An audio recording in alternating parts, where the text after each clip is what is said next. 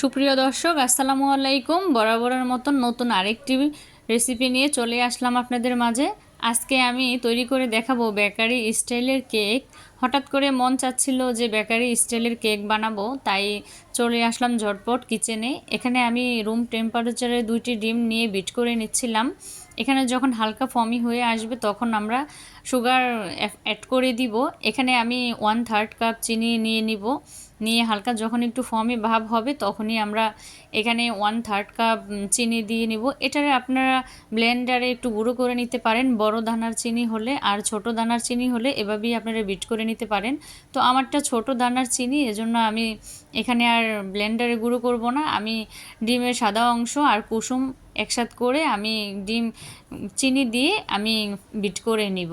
এখানে যখন অর্ধেকটা চিনি বিট হয়ে যাবে তখন বাকি অর্ধেকটা চিনি দিয়ে পুরাটাকেই আমরা বিট করে নিব। এই কাজটা খুবই আলতোভাবে করতে হবে। আর কেক বানানোর জন্য খুবই ইম্পর্ট্যান্ট একটি পার্ট হচ্ছে চিনিটাকে ভালোভাবে মিক্সড করে তারপরে একদম মিশিয়ে ফেলা। এটা যখন একটা ফমিনেস হয়ে আসবে তখনই আমরা স্টিপ বন্ধ করে দিব, আর আর করব না। তো এখানে আমি আজকে ভ্যানিলা ফ্লেভারে বানাবো, এজন্য আমি ভ্যানিলা এসেন্স দিয়ে নিচ্ছি। এটা দিলে ডিমের একটু কাঁচা গন্ধ এটা দূর হয়ে যায়, স্মেলটা ভালো আসে, খেতেও দারুণ লাগে। আর এটার ফ্লেভারটা আমার কাছে খুবই ভালো লাগে পার্সোনালিভাবে। তো আমি একটু ভ্যানিলা এসেন্স দিয়ে তারপরে আমি এখানে আরেকটু বিট করে নিচ্ছিলাম 1-2 সেকেন্ড, বেশি বিট করার দরকার নেই।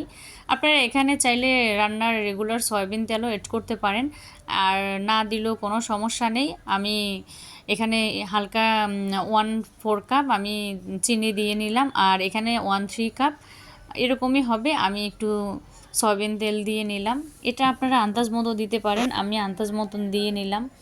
তো দিয়ে আর 2-3 সেকেন্ড একটু বিট করে নিলে হবে, আর বেশি করা যাবে না, তবে ফমি ভাবটা নষ্ট হয়ে যাবে।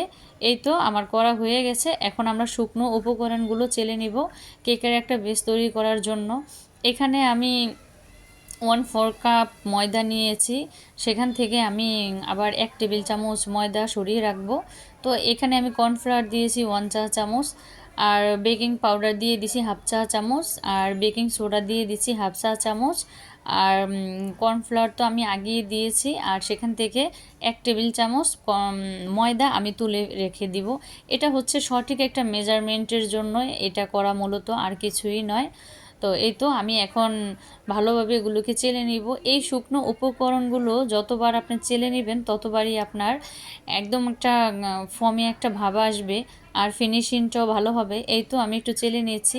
চেলে নিলে তারপরে কিছুক্ষণ একটু ব্যাচেলার দিয়ে নেড়ে দিলে হবে, আর তাহলে উপকরণগুলো একসাথে মিশে যাবে।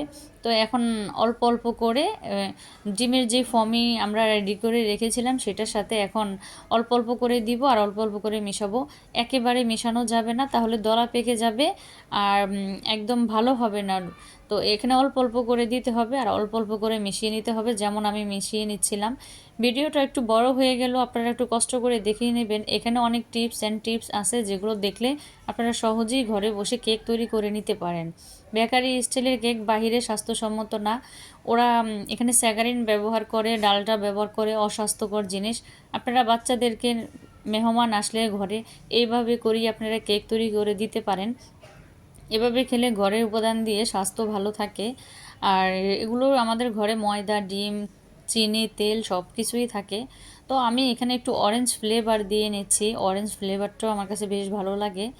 এটা হচ্ছে অরেঞ্জ ইমালশন, এটা দিয়ে একটু আমি একটু নাড়াচাড়া করে নিব। এটা দিয়ে একটু খেলে একদম একটা অন্যরকম একটা ফ্লেভার আসে, বাহিরের কেকের চেয়েও একদম ফ্লেভারটা ভালো আসে। তো আমি আলতোভাবে একটু মিক্সড করে নিচ্ছিলাম, দেখিয়ে দিচ্ছিলাম ব্যাটারের ঘনত্বটা আপনাদেরকে। ঠিক এরকম একটা কনসিস্টেন্সি ভাব হবে। তো এই তো আমার একদম ব্যাটারটা পুরোপুরি রেডি হয়ে গেছে। এখন আমি মোল্ডে একটু তেল দিয়ে তারপরে আমি এখানে ঢেলে নিব। নিয়ে আমি এটা ওভেনে বেক করব 15 মিনিটের জন্য। আপ ডাউন হিট অন রেখে এখানে আমি 10 মিনিটের জন্য হাই হিটে ওভেনটা গরম করে তারপরে আমি এখানে দিয়ে দিব। দিয়ে আমি ভালো করে ঢেলে নিব, দিয়ে একটু ট্যাপ করে দিব যেন এখানে বাতাস থাকলে যদি এয়ার বাবলস থাকে সেটা বের হয়ে যাবে। এটা একদম ফুলে ডাবল হয়ে যাবে। তো এই তো আমার ওভেনে বেক করে নিয়ে আসলাম আমি।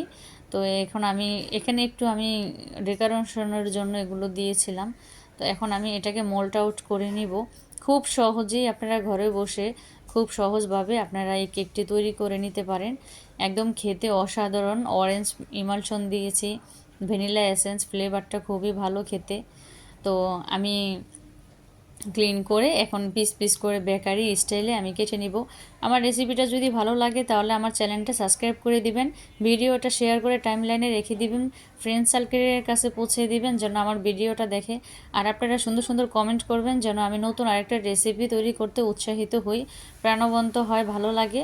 তো সবাই আমার চ্যানেলটা সাবস্ক্রাইব করে দিবেন। আর যদি আপনি এই কাজটা করে থাকেন আপনাকে অসংখ্য ধন্যবাদ।